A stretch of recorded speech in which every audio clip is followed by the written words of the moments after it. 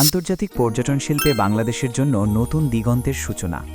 আগামী ৩ থেকে ৫ সেপ্টেম্বর রাজধানীর হোটেল ইন্টারকন্টিনেন্টাল ঢাকায় প্রথমবারের মতো অনুষ্ঠিত হতে যাচ্ছে বাংলাদেশ ট্রাভেল মার্ট BTM ২০২৬।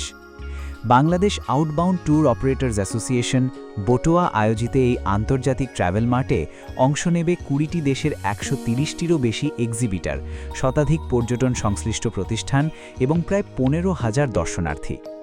আয়োজকদের মতে এই আয়োজনের মাধ্যমে বিশ্বের বিভিন্ন দেশের পর্যটন board, airlines, hotel, tour operator এবং ট্রাভেল এজেন্সিগুলোর মধ্যে নতুন ব্যবসায়িক সংযোগ ও বিনিয়োগের সুযোগ তৈরি হবে। এবারে ট্রাভেল মার্টে প্রথমবারের মতো B2B এবং B2C কার্যক্রম পৃথকভাবে অনুষ্ঠিত হবে।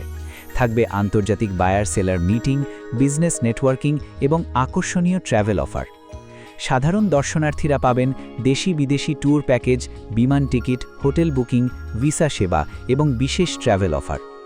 বাংলাদেশের পর্যটনকে বৈশ্বিক পর্যায়ে আরও শক্তিশালীভাবে তুলে ধরতেই এই আয়োজনকে দেখছেন সংশ্লিষ্টরা।